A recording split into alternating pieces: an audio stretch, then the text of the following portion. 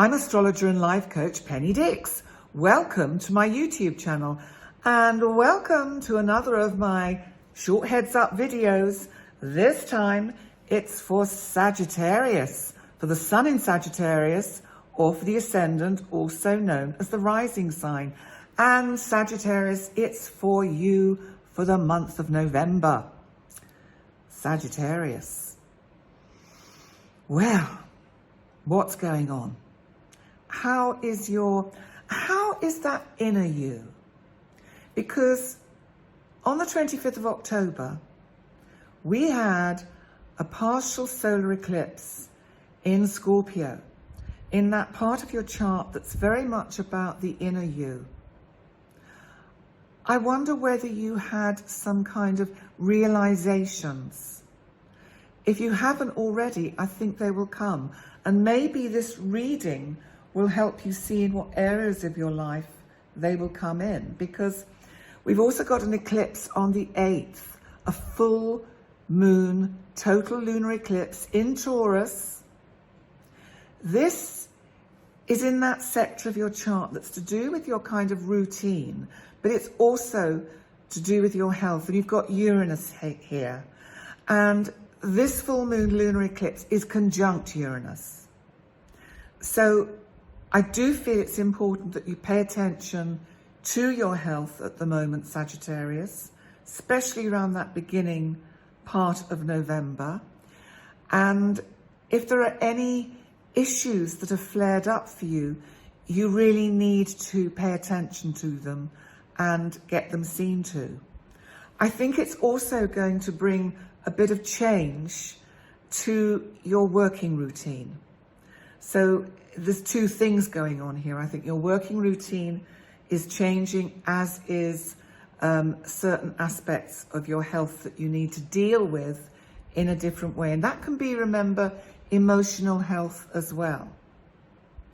But I do think it's important to let go of habits that do not serve you well. So what else have we got going on? Because we have both Jupiter and Neptune, excuse me, oh dear, excuse me, in Pisces, in your home sector. This is super energy here. You had Jupiter here for a while, and think back to whatever you were thinking about in April with regards to your home and your living space, because you've got Jupiter and Neptune here again, because Jupiter's just slipped back out of Aries and into Pisces. And I think you're going to have some intuitive ideas about how you want to make your living space much more pleasing for you, to help your kind of frazzled nerves, if nothing else.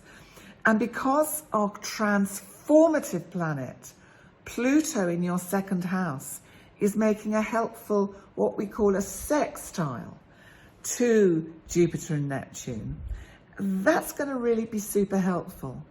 And I think it will really help you if you make your living space more peaceful and calm.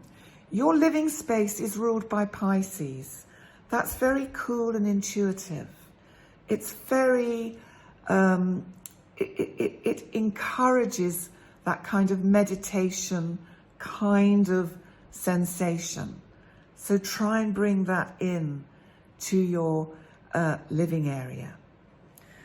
Now, we have, of course, Mars in your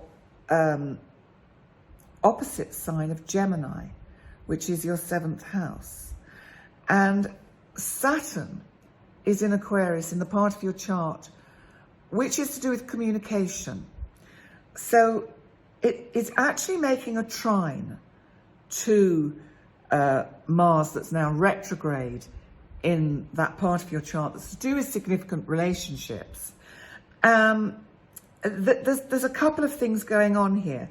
Let me just kind of unpack them for you, because Mars is being squared by Jupiter and Neptune in the 4th house, which is Pisces. So you might find that ideas you've got for your living space, because you want it to be a little bit more ting, ting, ting, kind of meditative and soothing, You may find that you get criticism from partners saying, I don't want to walk into a kind of a place where smudging sticks everywhere and incense and all the rest of it. So you might have a little bit of a sort of a tug of war there with that. But Saturn and Pluto in your second is really helping you with all of this, because it's giving you the financial backing to make the changes you want with your living space. So Saturn is suggesting from Aquarius, explain your ideas constructively. Taking your time will really serve your relationships well. Because remember, Saturn is about timing. Watch out, though, with that Mars retrograde in your 7th house of relationships, that you don't repeat yourself too much. But if you do repeat yourself, make sure it's constructive kind of repetition, which can give a chance for some healing in relationship discussions. And finally, before I do your card for the month ahead, there's a new moon in your sign on the 23rd. And even though October and parts of November might be a little bit difficult to navigate for you, this new moon is going to be like a breath of fresh air. And it's really going to help you feel a lot brighter and more optimistic and positive about the future. So let's move on to that exciting part, if I don't drop them,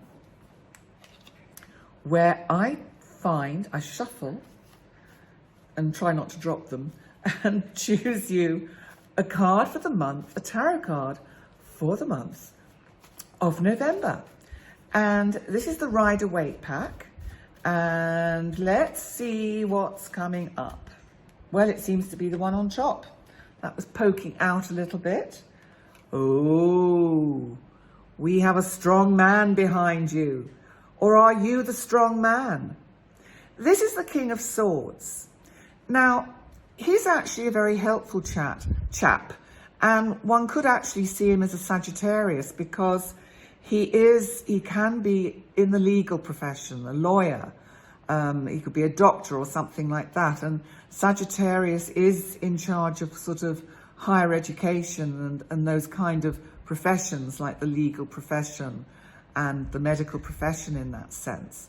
So the King of Swords, it could be that you need to ask somebody in authority for some guidance about some situation that you find yourself in. But there might be something also about consulting a doctor about whatever health issues might be going on in that 6th house Taurus. Because with Uranus there, it will bring things up which flare up. So, and I think it's really important that you're mindful of these and attend to them when they flare up, and don't let them fester.